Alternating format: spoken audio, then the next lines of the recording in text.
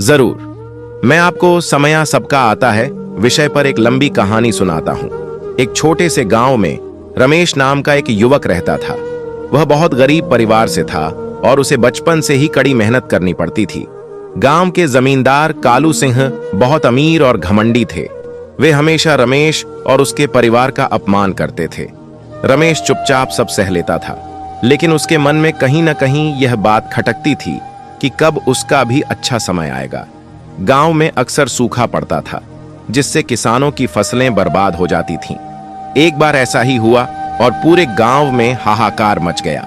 कालू सिंह के गोदाम अनाज से भरे थे, लेकिन उन्होंने किसी गरीब की मदद नहीं की, बल्कि अनाज के दाम और बढ़ा दिए। रमेश और उसके परिवार को कई दिनों तक भूखा रहना पड़ा। एक रात रमेश गांव के बाहर एक पुराने मंदिर के पास बैठा था। वह बहुत निराश था और भगवान से प्रार्थना कर रहा था कि उसकी किस्मत कब बदलेगी। तभी उसे मंदिर के अंदर से एक धीमी आवाज सुनाई दी। उसने अंदर जाकर देखा तो एक बूढ़ा साधु ध्यान में बैठा था। साधु ने अपनी आंखें खोलीं और रमेश को देखकर मुस्कुराए। उन्होंने रमेश से उसकी परेशानी पूछी। रमेश ने अपनी सारी व्यथा साधु को सुनाई। साधु ने ध्यान से उसकी बात सुनी और फिर कहा, बेटा, कभी भी उम्मीद मत छोड़ो। समय हमेशा बदलता रहता है। आज जो गरीब है कल अमीर हो सकता है, और आज जो घमंडी है कल उसकी भी हालत बुरी हो सकती है। कर्म करते रहो और सही समय का इंतजार करो। साधु की बातों से रमेश को थोड़ी शांति मिली। वह वापस घर लौटा और फिर से अपने काम में जुट गया। उसने खेतों में मजदूरी करना जारी रखा और थोड़ा थोड़ा पैसा जमा करने लगा। कई साल बीत गए। गांव में हालात बदलते रहे। एक बार कालू सिंह के व्यापार में भारी नुकसान हुआ। उनकी जमीनें बिक गईं और उनकी सारी शान शौकत मिट्टी में मिल गई। धीरे धीरे वे गरीब होते चले गए।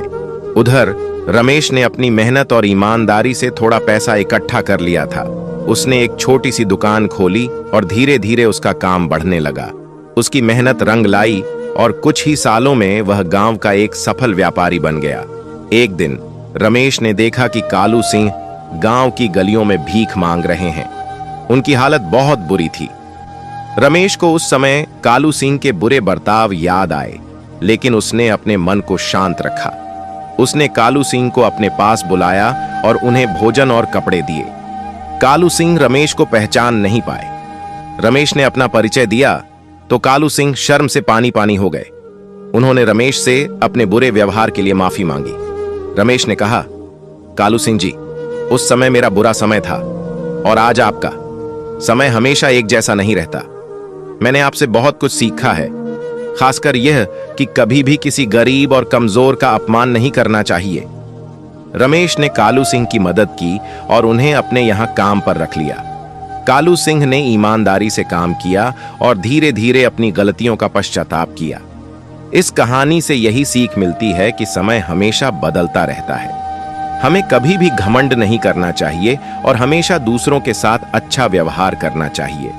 बुरे समय में हिम्मत नहीं हारनी चाहिए और अच्छे समय में दूसरों की मदद करनी चाहिए।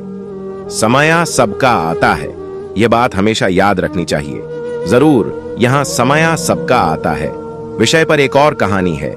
किसी बड़े शहर में दो दोस्त रहते थे, विक्रम और आदित्य। विक्रम एक अमीर परिवार से था और उसे अपने धन और शक्ति पर बहुत घमंड था। वह हमेशा आदित्य, जो कि एक साधारण मध्यम वर्गीय परिवार से था, का मजाक उड़ाता रहता था। आदित्य शांत स्वभाव का था और विक्रम की बातों को ज्यादा ध्यान नहीं देता था। वह अपनी पढ़ाई और अपने काम में लगा रहता था। विक्रम हमेशा महंगी गाड़ियों में घूमता, बड़े बड़े होटलों में खाना खाता और हर किसी पर अपनी धौंस जमाता था। वह मानता था कि दुनिया में सिर्फ अमीर और शक्तिशाली लोगों का ही महत्व है। आदित्य अपनी पुरानी साइकिल से कॉलेज जाता और एक छोटी सी कंपनी में नौकरी करता था ताकि वह अपनी पढ़ाई का खर्च निकाल सके। एक दिन विक्रम के पिता के व्यापार में अचानक बहुत बड़ा नुकसान हो गया। उनकी सारी संपत्ति बिक गई और वे रातों रात गरीब हो गए। विक्रम, जिसने कभी मुश्किलों का सामना नहीं किया था, इस बदलाव को सह नहीं पाया। उसके सारे दोस्त जो उसकी अमीरी के कारण उसके आसपास घूमते थे, अब उससे दूर हो गए। उसके पास रहने के लिए भी ठीक से जगह नहीं थी और खाने के लिए पैसे नहीं थे। उधर आदित्य अपनी मेहनत और लगन से अपनी कंपनी में तरक्की कर रहा था। उसकी ईमानदारी और काम के प्रति समर्पण ने उसे जल्द ही एक अच्छी पोजीशन पर पहुंचा दिया था। अब वह एक आरामदायक जीवन जी रहा था और उसने एक छोटा सा घर भी खरीद लिया था। एक दिन आदित्य सड़क पर जा रहा था तो उसने देखा कि विक्रम एक बेंच पर उदास बैठा है और उसके कपड़े भी फटे हुए हैं। आदित्य को उसे इस हालत में देखकर दुख हुआ। वह उसके पास गया और पूछा, विक्रम, तुम यहां क्या कर रहे हो? तुम्हारी यह हालत कैसे हो गई? विक्रम ने आदित्य को पहचाना और शर्म से अपनी आंखें झुका ली।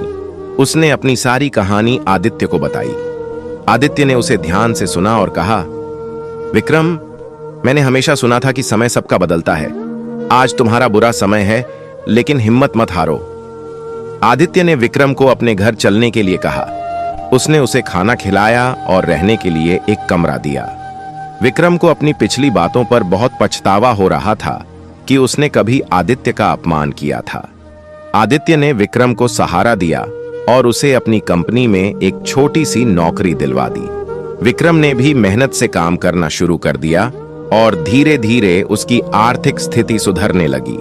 उसने आदित्य से माफी मांगी और कहा कि आज उसे समझ में आया कि जीवन में धन और शक्ति ही सब कुछ नहीं होते, बल्कि अच्छे कर्म और दूसरों के साथ अच्छा व्यवहार करना ही सबसे महत्वपूर्ण है। कुछ सालों बाद विक्रम ने अपनी मेहनत से फिर से अपना व्यापार शुरू कर दिया और वह एक सफल व्यक्ति बन गया। लेकिन इस बार उसमें घमंड नहीं था। उसने बुरे समय का अनुभव किया था और वह जानता था कि समय कभी भी बदल सकता है। वह हमेशा आदित्य का आभारी रहा, जिसने उसकी मुश्किल समय में मदद की थी। इस कहानी से यही सीख मिलती है कि हमें कभी भी अपने अच्छे समय पर घमंड नहीं करना चाहिए और बुरे समय में निराश नहीं होना चाहिए। समय हमेशा बदलता रहता है और हमें हर परिस्थिति के लिए तैयार रहना चाहिए। दूसरों के साथ हमेशा विनम्र और दयालु व्यवहार करना चाहिए, क्योंकि कब किसकी मदद की जरूरत पड़ जाए कोई नहीं जानता। समय सबका आता है, यह एक अटल सत्य है। जरूर मैं आपको समय सबका आता है विषय पर एक और लंबी कहानी सुनाता हूं। गंगा किनारे बसे एक छोटे से गांव में दो मित्र रहते थे, सूरज और पवन। सूरज गांव के जमींदार का बेटा था, जबकि पवन एक गरीब किसान का बेटा था। सूरज बचपन से ही घमंडी और लापरवाह था, क्योंकि उसे अपने पिता की संपत्ति का भरोसा था। वह हमेशा पवन और अन्य गरीब बच्चों का मजाक उड़ाता था। पवन मेहनती और समझदार था, लेकिन वह सूरज के बुरे बर्ताव से दुखी रहता था। गांव में अक्सर धार्मिक कार्यक्रम होते रहते थे। एक बार गांव में एक बड़ा मेला लगा। सूरज अपने दोस्तों के साथ महंगी गाड़ियों में घूम रहा था और खूब पैसे उड़ा रहा था। उसने पवन को देखा, जो मेले में एक छोटी सी दुकान पर मिट्टी के खिलौने बेच रहा था। सूरज ने पवन का उपहास किया और उसके खिलौनों को घटिया बताया। पवन ने चुपचाप उसकी बातें सुनी और अपना काम करता रहा। समय बीतता गया। सूरज अपनी पढ़ाई में ध्यान नहीं देता था और बुरी आदतों का शिकार हो गया। उसके पिता ने उसे कई बार समझाया, लेकिन उस पर कोई असर नहीं हुआ। धीरे धीरे जमींदार की संपत्ति कम होने लगी, क्योंकि सूरज के गलत खर्चों और लापरवाही के कारण व्यापार में नुकसान होने लगा था। दूसरी ओर पवन ने अपनी मेहनत से पढ़ाई पूरी की और शहर जाकर एक अच्छी नौकरी प्राप्त की। उसने अपनी ईमानदारी और लगन से कंपनी में तरक्की की और कुछ ही सालों में वह एक सफल इंजीनियर बन गया। उसने अपने परिवार की आर्थिक स्थिति भी सुधार दी। एक दिन पवन अपने गांव लौटा। उसने देखा कि हाँ, यह बिल्कुल सच है कि समय सबका आता है। यह एक गहरा सत्य है जो जीवन के उतार चढ़ावों को दर्शाता है। इसका अर्थ है कि किसी का भी समय हमेशा एक जैसा नहीं रहता। आज जो खुशहाल और समृद्ध है, कल उसे मुश्किलों का सामना करना पड़ सकता है, और आज जो दुखी और गरीब है, कल उसकी किस्मत भी बदल सकती है। यह विचार हमें कई महत्वपूर्ण बातें सिखाता है। धैर्य। बुरे समय में हमें धैर्य रखना चाहिए और उम्मीद नहीं छोड़नी चाहिए, क्योंकि अच्छा समय जरूर आएगा। विनम्रता। अच्छे समय में हमें घमंड नहीं करना चाहिए, क्योंकि यह हमेशा नहीं रहेगा।